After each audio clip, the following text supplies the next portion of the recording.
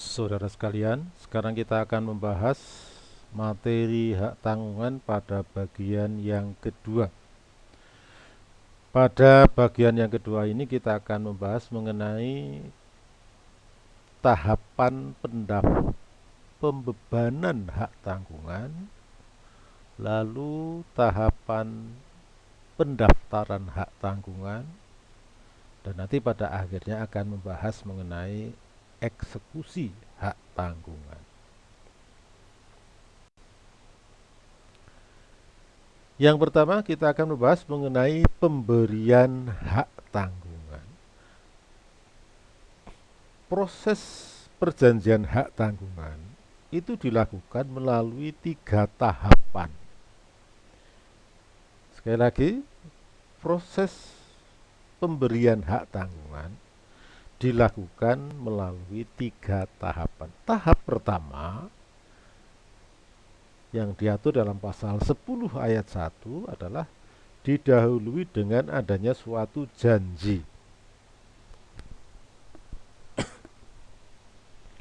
Kata janji di sini maksudnya bahwa ketika antara kreditur dan debitur membuat suatu perjanjian pokok yang akan dijamin dengan hak tanggungan ini, ya, ketika kreditur dan debitur membuat perjanjian pokok, di sana sudah ada kesepakatan bahwa debitur akan menjamin kewajiban utangnya dengan hak tanggungan.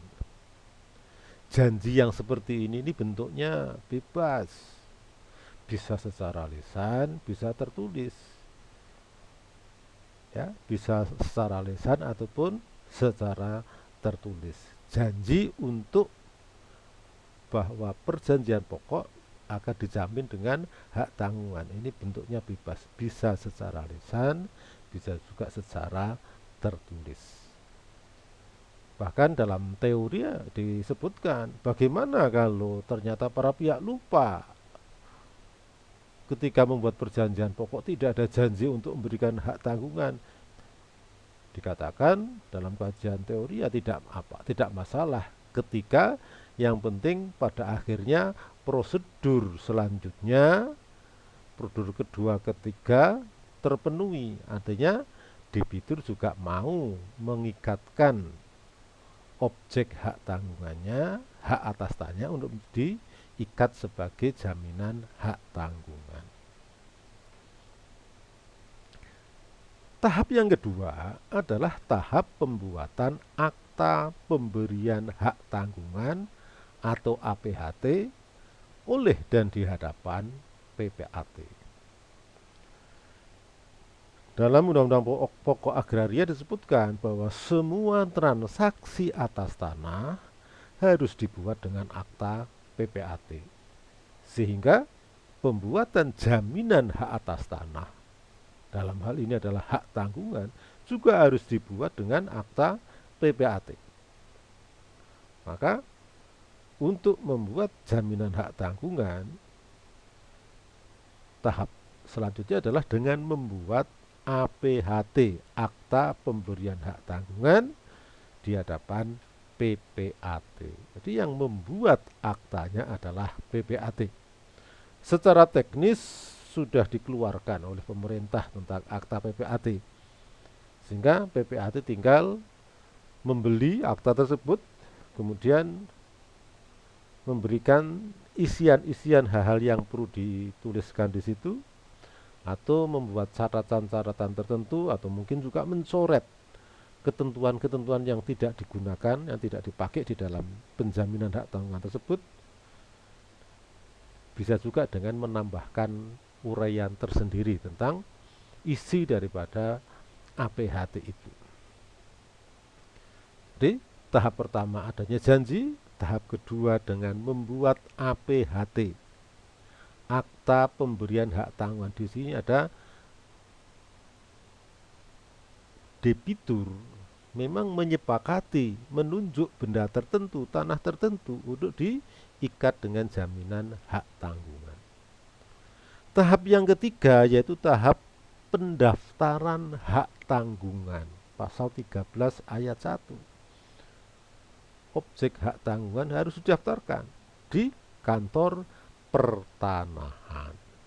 Ya, sekali lagi, ada 3 tahapan untuk membuat jaminan hak tanggungan. Pertama, didahului dengan suatu janji bahwa debitur akan menjamin kewajiban utangnya dengan hak tanggungan.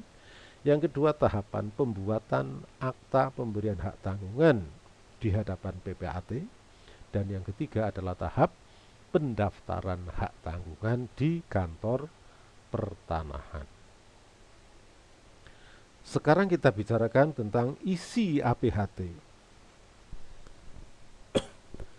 Dalam membuat APHT, ini disebutkan di dalam pasal 11 ayat 1 dan ayat 2. Pasal 11 ayat 1 merupakan ketentuan yang sifatnya wajib, bahwa di dalam APHT wajib mencantumkan 5 hal. Pertama, identitas para pihak. Pihak kreditur, debitur, kreditur, penerima atau pemegang hak tanggungan, dan debitur pemberi hak tanggungan. Harus jelas. Domisili kedua belah pihak, kreditur, debitur, pemberi hak tanggungan, dan penerima hak tanggungan. Yang ketiga, utang yang dijamin dengan hak tanggungan. Tadi sudah kita bicarakan pada pembahasan bagian 1. Utang itu meliputi apa saja, ya. Bisa satu utang dijamin dengan satu hak tanggungan, bisa juga beberapa utang, beberapa perjanjian pokok dijamin dengan satu hak tanggungan. Utangnya harus jelas, utang yang mana, nilainya berapa. Yang keempat, harus menyebutkan tentang nilai tanggungan. Nanti akan kita bicarakan secara tersendiri apa yang disebut dengan nilai tanggungan. Secara singkat saya sebutkan, nilai tanggungan adalah nilai yang menunjukkan berapa besarnya beban jaminan yang dilekatkan atau dibebankan pada satu objek hak tanggungan. Yang kelima, uraian tentang objek hak tanggungan. Karena itu berupa tanah, harus menyebutkan sertifikat nomor berapa, batas-batasnya, harus jelas, ya. Menyebutkan tentang objek hak tanggungan, luasnya berapa, pemiliknya yang tertulis di dalam sertifikat itu siapa, itu harus jelas. 5 hal ini harus disebutkan secara rinci, jelas, tertentu. Tujuannya apa? Agar terpenuhi asas spesialitas. Ada kejelasan tertentu. Hal-hal yang berkaitan dengan penjaminan hak tanggungan harus jelas, tertentu. Identitas para pihak, domisili, utangnya yang dijamin, nilai tanggungan, dan uraian mengenai objek hak tanggungan. Itu ayat 1 pasal 11. Lalu di dalam pasal 11 ayat 2, pada umumnya di dalam akta pemberian hak tanggungan juga dicantumkan mengenai janji-janji hak tanggungan. Itu ada sekitar 10 janji hak tanggungan, ya. Janji-janji ini maksudnya adalah janji yang membatasi kewenangan bertindak seorang debitur pemberi hak tanggungan untuk bertindak atas objek hak tanggungan. Karena objek hak tanggungan kan tetap dalam kekuasaan debitur. Supaya kreditur pemegang hak tanggungan aman kedudukannya dan tidak berkurang nilai ekonomis objek hak tanggungan, maka harus ada pembatasan kewenangan bertindak seorang debitur atas objek hak tanggungan. Ini yang berkaitan dengan isi APHT. Ada isi yang sifatnya wajib, ada isi yang sifatnya tambahan. Yang tambahan ini boleh tidak dicantumkan, yang berupa janji-janji hak tanggungan. Tapi di dalam akta pemberian hak tanggungan yang dicetak oleh pemerintah sudah sekaligus berisikan tentang janji-janji hak tanggungan. Mengenai janji ini nanti juga akan kita bicarakan secara tersendiri dalam slide berikutnya. Nah,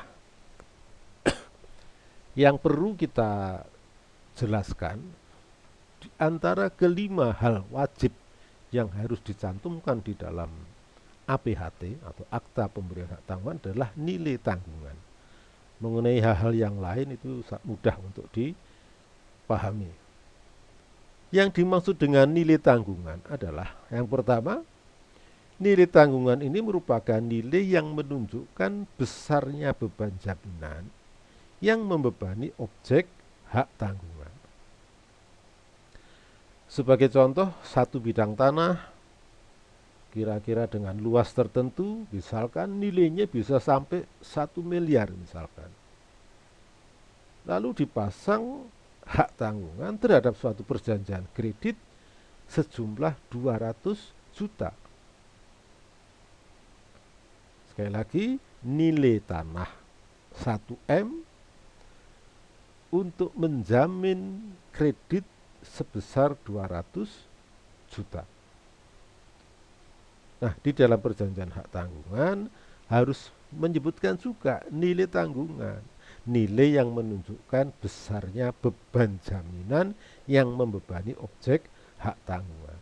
Tanah yang nilainya 1M untuk menjamin kredit senilai 200 juta, berapa nilai tanggungan yang dibebankan di situ? Misalkan kalau kreditnya 200 juta, misalkan nilai tanggungan 225. Pada umumnya nilai tanggungan harus di atas nilai utang. Karena yang namanya utang itu bisa bertambah. Ada utang pokok, nanti ditambah bunga, ditambah mungkin ada denda, mungkin juga dan biaya-biaya lain. Sehingga walaupun awalnya besarnya utang 200 juta, pada akhirnya pada saat eksekusi bisa lebih dari 200 juta. Sehingga seringkali atau pada umumnya nilai tanggungan di atas nilai utang. Walaupun boleh saja orang membuat nilai tanggungan di bawah nilai utang. Tapi yang secara umum besarnya nilai tanggungan adalah di atas nilai utang. Karena untuk melindungi kepentingan kreditur. Jadi yang pertama, nilai tanggungan adalah nilai yang menunjukkan besarnya beban jaminan yang membebani objek hak tanggungan. Jadi kalau tadi nilai tanah itu misalkan bisa laku 1,1 M, baru dipasang beban jaminan sebesar 225 juta. Ini menunjukkan apa? Dengan nilai yang 1 miliar, nilai jual tanah itu bisa mencapai 1 M, baru dipasang beban jaminan 225.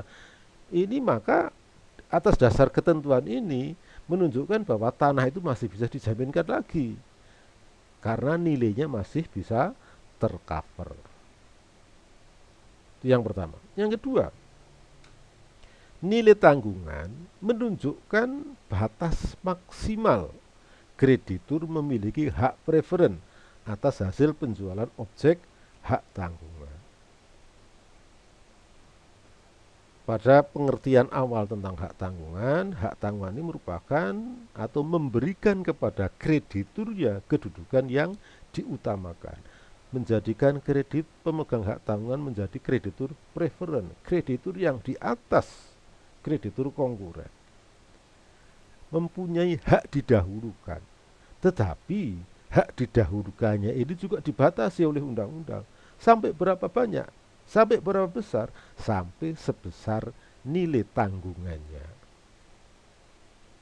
Jadi yang pertama, nilai tanggungan menunjukkan besarnya beban jaminan. Yang kedua, sekaligus sebagai pembatas hak prefernya kreditur hanya sampai sebesar nilai tanggungan. Jadi misalkan contoh tadi, nilai tanggungan dipasang 225 juta. Ternyata misalkan ketika dieksekusi, ketika debitur prestasi kemudian dilakukan eksekusi objek hak tanggungan, misalkan saja utangnya debitur membengkak menjadi 300 juta. Yang tadinya 200 juta ditambah beban bunga, ditambah denda dan seterusnya, bisa jadi nanti pada saat eksekusi beban kewajiban debitur adalah menjadi 300 juta. Tetapi karena nilai tanggungan hanya sebesar 225, maka hak preferennya kreditur atau bank tadi ya hanya sebesar 225. Lalu sisa tagihannya seperti apa? Sisa tagihan di atas nilai tanggungan, kedudukan kreditur tidak lagi sebagai kreditur preferen, tapi sebagai kreditur konkuren. Jadi kedudukannya sama dengan kreditur yang lain. Ya, jadi kreditur preferen ini hanya sampai sebesar nilai tanggungan. Inilah fungsi penentuan nilai tanggungan. Oleh karena itu di dalam menentukan besarnya nilai tanggungan, ini biasanya didasarkan pada kesepakatan antara kreditur dan debitur, antara pemberi hak tanggungan dengan penerima hak tanggungan.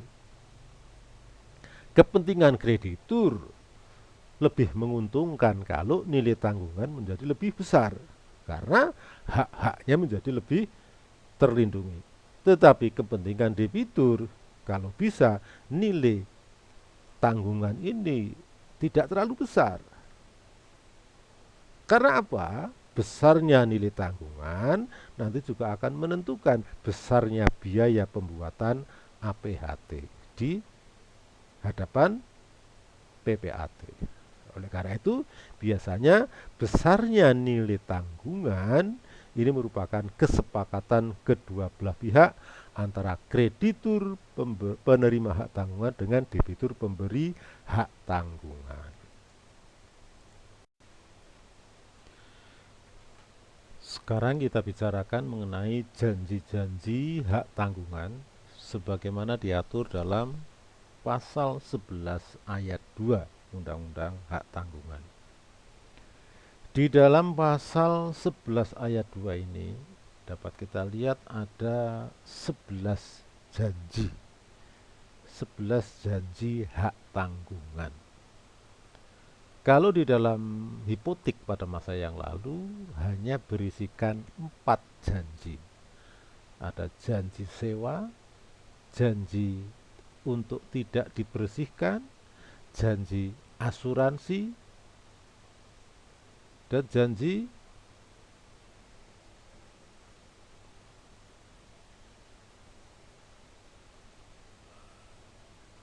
ada 4 ya, ada janji sewa, janji asuransi, janji untuk tidak dibersihkan, dan janji untuk menjual atas kekuasaan sendiri. Nah ini di dalam hipotek itu hanya ada 4 janji. Sekarang di dalam Undang-Undang Hak Tanggungan terdapat 11 janji.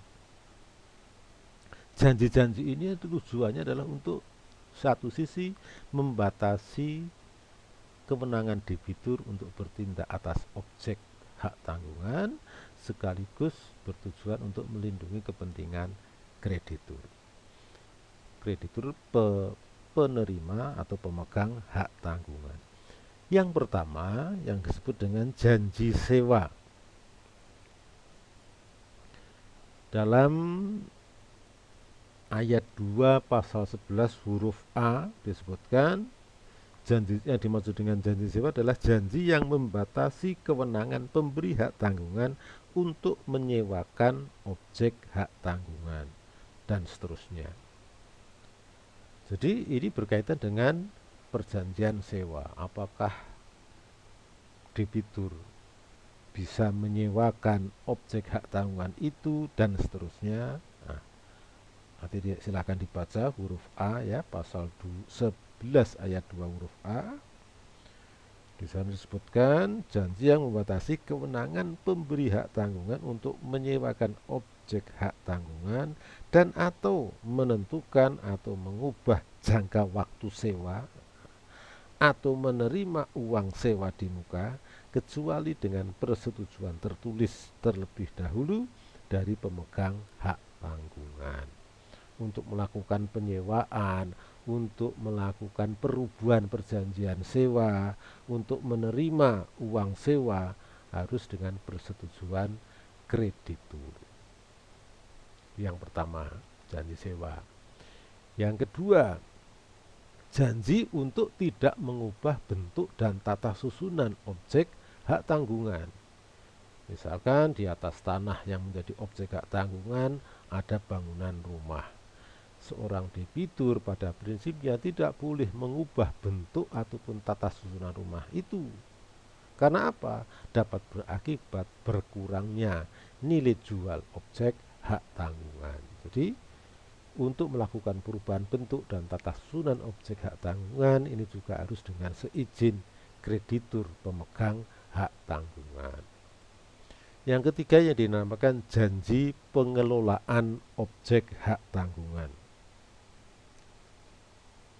Di sini berisikan janji bahwa janji yang memberikan kewenangan kepada pemegang hak tanggungan untuk mengelola objek hak tanggungan berdasarkan penetapan Ketua Pengadilan Negeri yang daerah hukumnya meliputi letak objek hak tanggungan apabila debitur sungguh-sungguh sidra janji.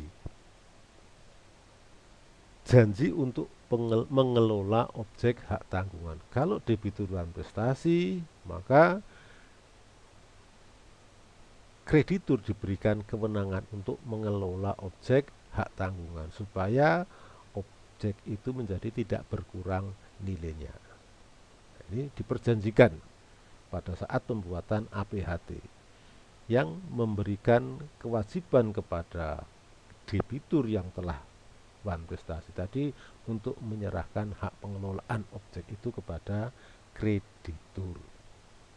Yang keempat, janji penyelamatan objek hak tanggungan.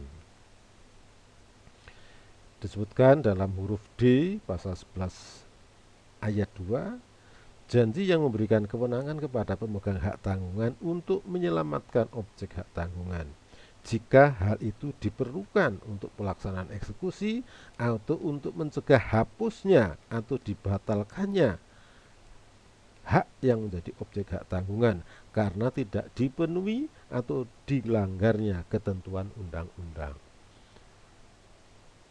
Objek hak tanggungan bisa berupa hak milik, hak guna usaha, hak guna bangunan, ataupun hak pakai atas tanah negara. Janji ini lebih pas atau bermakna penting apabila objek hak jaminannya, objek hak tanggungannya berupa hak guna bangunan, hak guna usaha, ataupun hak pakai atas tanah negara. Untuk mendapatkan hak-hak itu atau supaya hak itu tetap berlangsung kan harus dilakukan suatu perbuatan-perbuatan hukum tertentu. Termasuk kalau misalkan hak itu sudah hampir habis batas waktunya harus dilakukan perpanjangan hak. Atau kalau hak itu tidak dilaksanakan sesuai dengan tujuan haknya juga bisa berakibat hak itu menjadi berakhir. Nah, seandainya objek hak tanggungan itu terdiri dari 3 macam hak tadi dan tindakan debitur bisa berakibat menjadi hapusnya atau tidak selamatnya ya menjadi berakhirnya objek hak tanggungan, maka kreditur diberikan hak untuk menyelamatkan objek hak tanggungan supaya tidak menjadi hapus atau tidak menjadi berakhir. Ini menjadi arti penting kalau objeknya berupa HGB, HGU atau hak pakai atas tanah negara.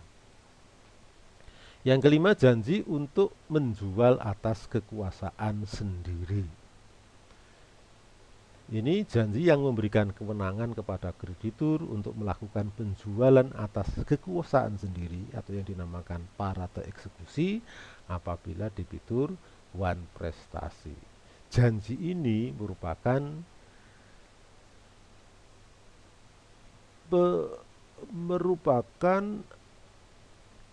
alas hak untuk melakukan ketentuan pasal 6. Ya, dalam pasal 6 Undang-Undang Hak Tanggungan diatur bahwa kalau debitur prestasi, debitur berhak menjual objek hak tanggungan atas kekuasaan sendiri. Kalau kita hanya membaca pasal 6 Undang-Undang Hak Tanggungan, orang bisa salah tafsir. Seolah-olah janji menjual atas kekuasaan sendiri itu merupakan hak yang diberikan oleh undang-undang. Ketentuan seperti itu bisa kita lihat di dalam pasal 1155 ayat 1 ketentuan mengenai gade. Dalam gade, hak menjual atas kekuasaan sendiri itu diberikan oleh undang-undang. Tetapi kalau di dalam hipotek, hak untuk menjual kekuasaan sendiri didasarkan pada suatu janji atau perjanjian. Maka salah satu janji hipotek adalah berisikan janji untuk menjual atas kekuasaan sendiri. Hanya di dalam pasal 6 Undang-Undang Hak Tanggungan itu tidak ada kata-kata janji. Dalam pasal 6 itu langsung dikatakan kalau debitur prestasi, maka kreditur pemegang hak tanggungan mempunyai hak untuk menjual atas kekuasaan sendiri. Jika kalau orang hanya melihat ketentuan pasal 6 ini saja, seolah-olah hak menjual atas kekuasaan sendiri ini lahir karena undang-undang. Ternyata kalau kita lihat di dalam penjelasan pasal 6 Undang-Undang Hak Tanggungan, di sana disebutkan bahwa hak untuk menjual atas kekuasaan sendiri terbit dari janji yang diberikan oleh debitur pemberi hak tanggungan kepada kreditur pemegang hak tanggungan. Sehingga kemudian didasarkan atas apa? Janji yang disebutkan dalam huruf E pasal 11 ayat 2. Jadi ternyata ketentuan pasal 6 itu kemudian dipersempit maknanya. Itu tidak lahir karena undang-undang, tapi timbul karena adanya janji untuk menjual atas kekuasaan sendiri. Selanjutnya janji untuk tidak dibersihkan dari beban jaminan. Ini hak seorang kreditur pemegang hak tanggungan. Ya. Hak seorang kreditur pemegang hak tanggungan meminta supaya debitur tidak melakukan pembersihan hak tanggungan. Ini diatur di dalam huruf F pasal 11 ayat 2. Janji yang diberikan oleh pemegang hak tanggungan pertama bahwa objek hak tanggungan tidak akan dibersihkan dari hak tanggungan. Jadi janji yang diberikan oleh pemegang hak tanggungan pertama agar objek hak tanggungan tidak dibersihkan dari hak tanggungan. Ini berarti janji antara pemegang hak tanggungan dengan debitur hak tanggungan, supaya kreditur pemegang hak tanggungan pertama kalau dia melakukan eksekusi objek hak tanggungan agar tidak melepaskan beban hak tanggungan yang membebani objek hak tanggungan berdasarkan perjanjian hak tanggungan yang lain. Ya. Ini janji yang membatasi janji bahwa pemegang hak tanggungan pertama tidak akan membersihkan objek hak tanggungan dari beban hak tanggungan yang lain. Jadi janji untuk tidak dibersihkan. Karena sekali lagi pernah kita bahas dalam pembahasan sebelumnya, satu bidang tanah bisa dipasang lebih dari satu pembebanan hak tanggungan. Satu bidang tanah bisa dipasang lebih dari satu pembebanan hak tanggungan. Jadi kepentingan siapa pembersihan ini? Untuk tidak dibersihkan ini, kepentingan para kreditur yang lain sesama pemegang hak tanggungan. Jadi ini adalah untuk melindungi kepentingan para kreditur pemegang hak tanggungan yang lain supaya dia juga tidak kehilangan haknya untuk melakukan eksekusi atas objek hak tanggungan. Selanjutnya ada lagi janji untuk tidak melepaskan hak atas objek hak tanggungan. Janji untuk tidak melepaskan objek hak tanggungan. Dalam huruf G, janji bahwa pemberi hak tanggungan tidak akan melepaskan haknya atas objek hak tanggungan tanpa persetujuan tertulis dari pemegang hak tanggungan. Melepaskan itu berarti mengalihkan atau menjual objek hak tanggungan kecuali dengan persetujuan tertulis dari pemegang hak tanggungan. Selanjutnya tentang janji untuk mendapatkan ganti rugi. Ini berkaitan kalau misalkan tanah yang dijadikan objek hak tanggungan karena demi kepentingan umum, misalkan diadakan pembebasan tanah dan sebagainya. Lalu debitur mendapatkan ganti rugi dari pembebasan tanah itu. Nah, dengan adanya peristiwa itu, debitur harus menyerahkan uang ganti rugi ini untuk diberikan kepada kreditur sebagai pembayaran utang-utang, sebagai ganti dari pembayaran utang-utangnya. Karena dengan hapusnya objek hak tanggungan, maka kan kedudukan kreditur menjadi bukan lagi sebagai kreditur preferen. Ya, karena hapusnya objek hak tanggungan, maka hapus pula jaminan hak tanggungannya, sehingga uang ganti rugi karena dibebaskannya objek hak tanggungan tadi harus diserahkan kepada kreditur. Selanjutnya mengenai janji asuransi, ini apabila objek hak tanggungannya diasuransikan, kemudian terjadi peristiwa, misalkan barang jaminannya tadi menjadi rusak atau musnah, maka uang asuransinya harus diberikan kepada kreditur. Juga ada lagi janji pengosongan objek hak tanggungan. Artinya kalau debitur dalam prestasi kemudian dilakukan penyitaan, maka debitur harus mengosongkan objek hak tanggungan ketika dilakukan eksekusi hak objek atas objek hak tanggungan. Namun demikian, walaupun sudah dibuat janji seperti ini, seringkali di dalam praktiknya juga bermasalah. Di satu sisi, debitur tidak mau mengosongkan objek hak tanggungan, kadang-kadang di sisi lain justru debitur akhirnya mengajukan gugatan ke pengadilan. Ini banyak faktor-faktor yang kadang terjadi di dalam praktek.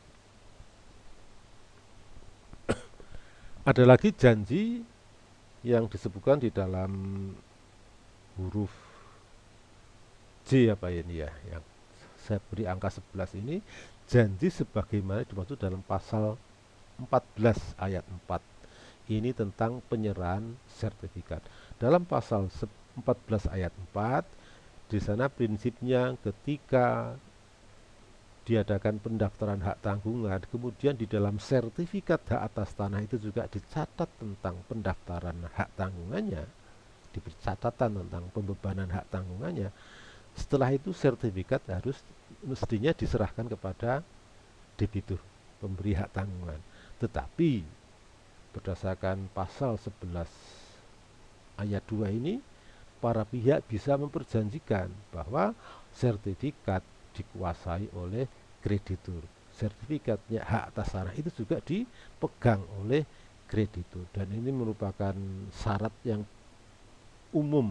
Biasanya bank-bank, para kreditur juga tidak mau ada penjaminan hak tanggungan di mana sertifikatnya tetap dalam kekuasaan debitur. Karena apa? Nanti akan kesulitan ketika melakukan eksekusi hak tanggungan, karena setiap transaksi hak atas tanah yang sudah bersertifikat harus menunjukkan adanya sertifikat tersebut.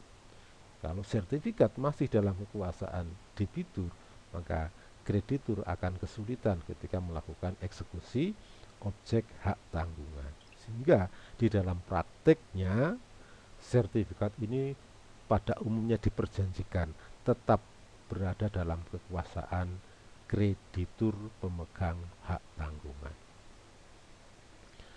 Selanjutnya ada ketentuan pasal 11, ini pembatasan janji.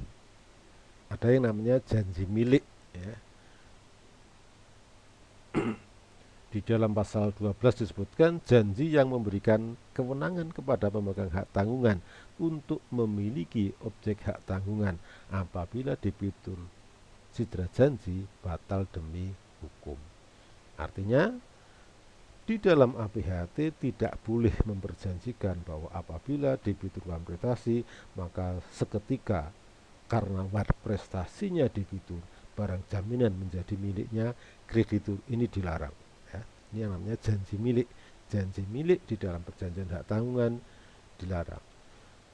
Larangan seperti ini juga berlaku terdapat di dalam semua aturan jaminan kebendaan, baik di dalam KD, di dalam fidusia, di dalam hak hipotek maupun di dalam hak tanggungan. Ini sama, janji milik dilarang.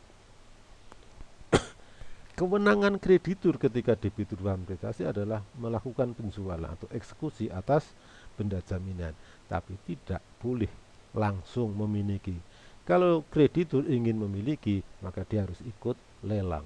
Ketika dilelang, dia membeli. Ini berkaitan dengan janji-janji hak tanggungan. Sekarang kita bicarakan tentang pendaftaran hak tanggungan. Pada pembahasan sebelumnya kita jelaskan bahwa pemberian hak tanggungan dilakukan melalui 3 tahap. Tahap janji, tahap pembuatan APHT, tahap ketiga adalah pendaftaran hak tanggungan. Bagaimana proses pendaftaran hak tanggungan? Dalam ketentuan pasal 13 ayat 1 disebutkan bahwa APHT wajib didaftarkan pada kantor pendaftaran pada kantor pertanahan. APHT yang dibuat oleh PPAT tadi wajib didaftarkan pada kantor pertanahan. Apa ancamannya kalau tidak didaftarkan? Tidak lahir hak tanggungan. Karena lahirnya hak tanggungan bukan dengan dibuatnya APHT, tapi lahirnya hak tanggungan adalah pada saat pendaftaran hak tanggungan. Siapa yang wajib mendaftarkan? Dalam ayat 2 pasal 13, PPAT wajib mengirimkan APHT berikut warkah lain atau berkas-berkas lain dalam rangka pendaftaran hak tanggungan. Misalkan tentang surat bukti hak atas tanahnya ya, ada sertifikat berikut surat-surat ukurnya. Kemudian tentang uraian mengenai utangnya dan seterusnya. Semua berkas-berkas itu termasuk juga identitas para pihak secara lengkap diserahkan kepada kantor pertanahan. Kapan PPAT harus menyerahkan APHT berikut berkas-berkas dokumen-dokumen pendukungnya? Selambat-lambatnya 7 hari kerja setelah pembuatan APHT. Dibatasi. Wajib melakukan pendaftaran, mengirimkan APHT berikut dokumen-dokumen pendukungnya kepada kantor pertanahan selambat-lambatnya 7 hari kerja. Dalam ayat 3 disebutkan untuk melakukan pendaftaran hak tanggungan, maka pendaftaran itu dicatat di dalam buku tanah hak tanggungan.